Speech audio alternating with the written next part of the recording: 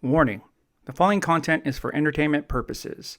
I am not a subject matter expert on any of the topics discussed, and it is highly recommended you do not listen to anything I say.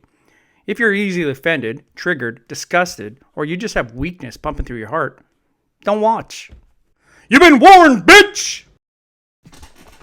Hey YouTube, it's Bryan, and you are on V2C.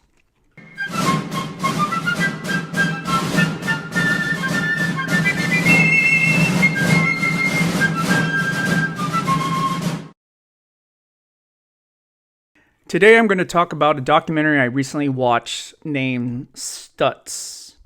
Stutz, I believe that's how you say it. It was produced and directed by Jonah Hill. This is the one documentary that I thought, I don't know what I thought when I was initially going to watch it, but I didn't think it was what it ended up to be. And all I can say is I believe it's one of Jonah Hill's best pieces of work he's ever participated in, because it's candid, it's to heart. He seems legitimately sincere in the intent and the overall production of this movie that he made. On the flip side, Stutz, his therapist, actually has a great sense of humor. And so they really jive together, and it makes a great atmosphere for entertaining film. Shrink will say, don't intrude on the patient's process. They will come up with the answers when they're ready. That sucks. That's not acceptable. When I got into psychiatry, the motto was, I'm neutral. I'm just watching. I have no dog in this fight. It was a very slow process, and there was a lot of suffering. And you know me, my action would be, well, then go fuck yourself. Are you kidding me? There's a lot of tools that Stutz actually presents in the film that I believe that anybody, whether you're a veteran or a CEO or a blue-collar worker, it doesn't matter.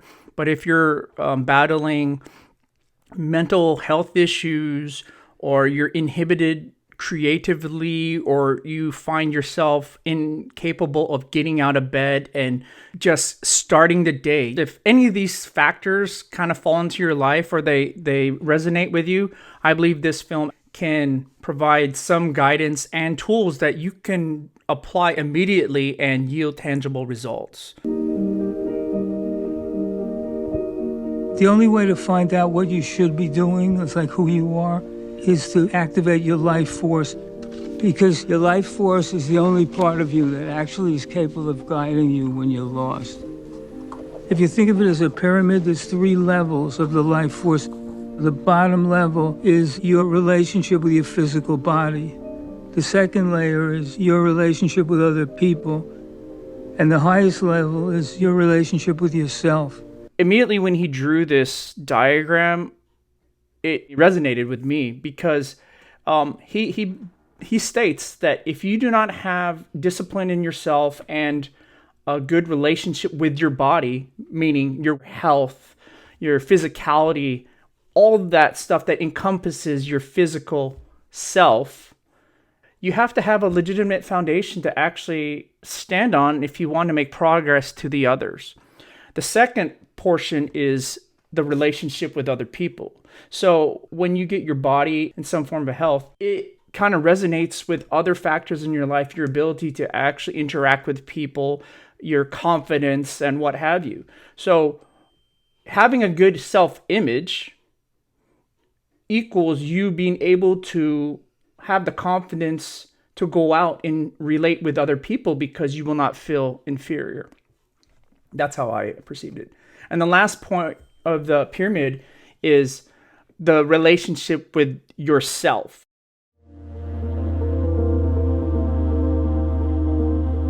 If you have the tools, we can turn this around. So we have to keep going.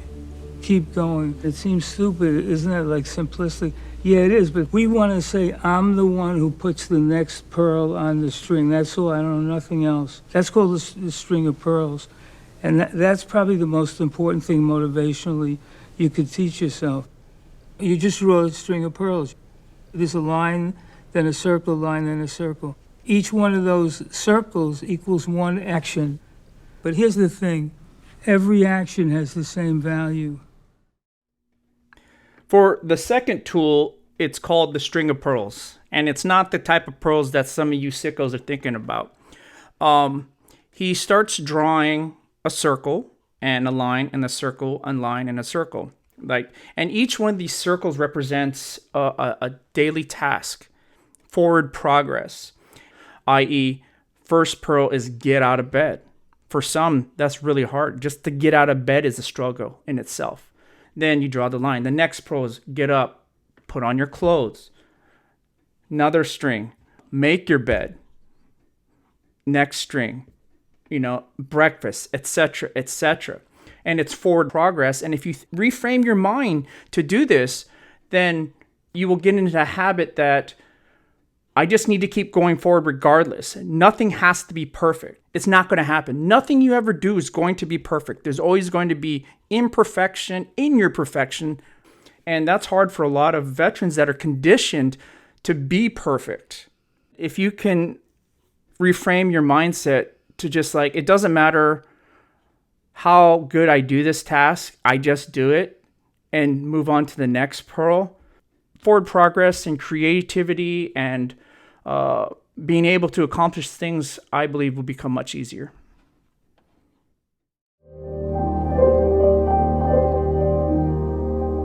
Everybody has a shadow. Everybody's shadow is a little bit different, but on the other hand, everybody's shadow is the same because it's the part of themselves they're ashamed of. Now, visualize a time in your life when you felt inferior, embarrassed, rejected, despondent, that you're ashamed of it.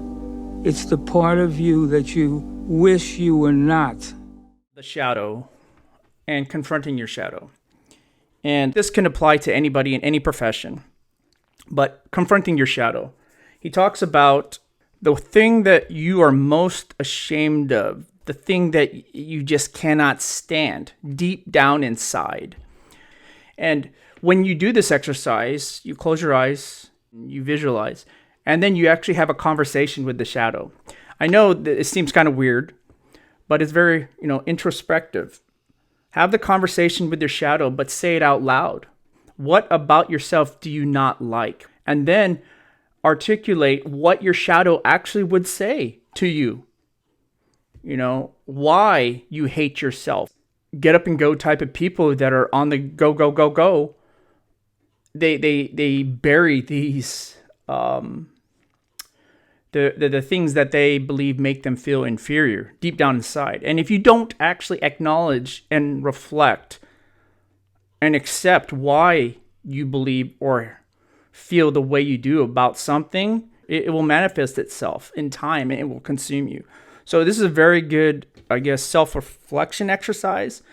Confront your shadow, acknowledge it, come to terms with it, accept it, that your shadow will always be part of you. But the amount of influence that your shadow will have on you is ultimately up to you.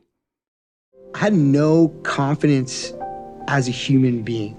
I just didn't invest in myself and understand how to like myself.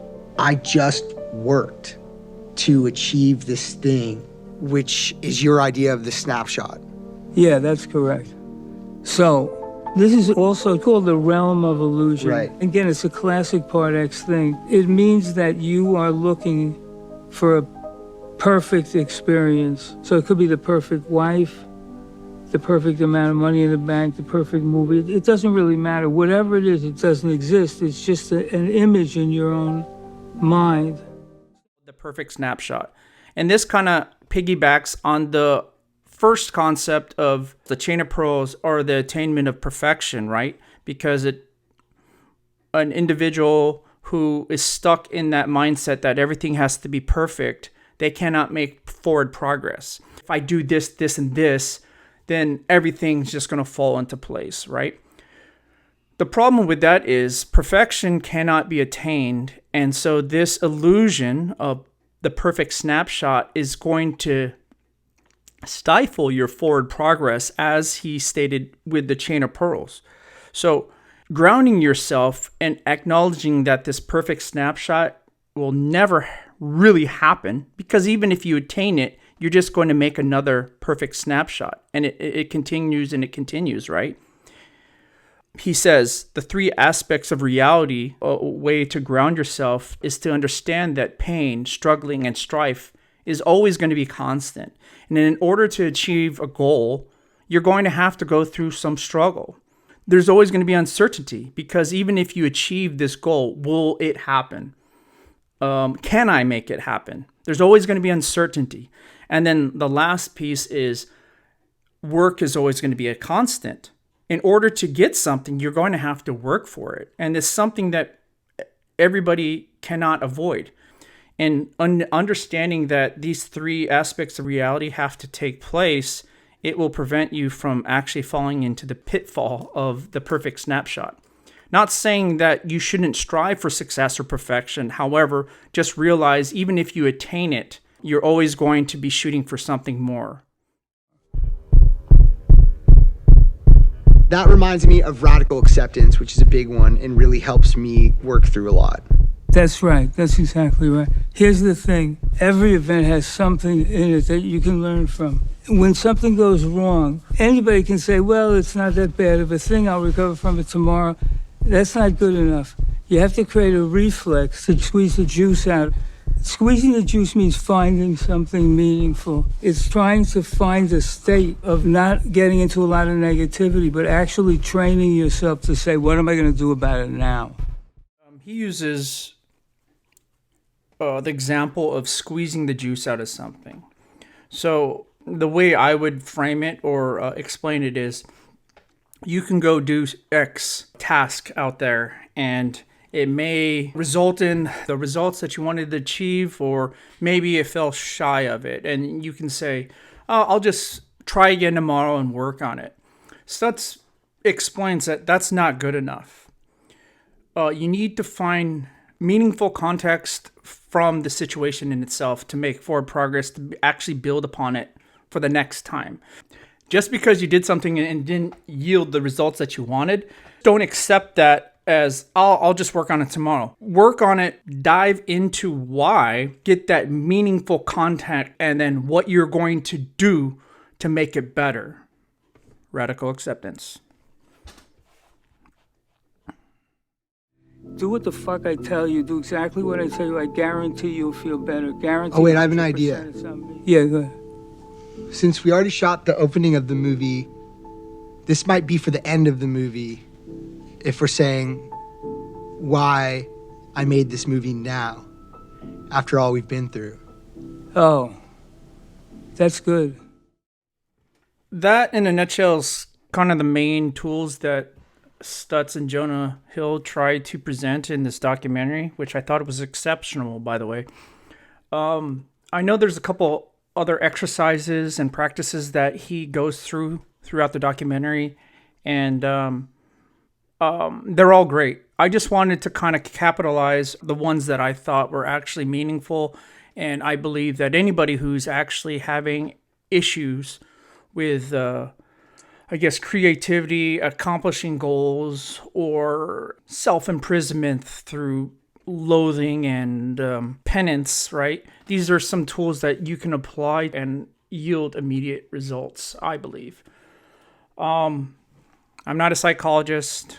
This is just my personal beliefs, and I feel that being a person who's served in the military and has gone through all levels of extremity, whether it be physical or mental, and then even post-career, going through the downs, which are really, really deep down and dark, I can willingly admit that self-reflection does, in fact, benefit you, and it will actually make you a better person.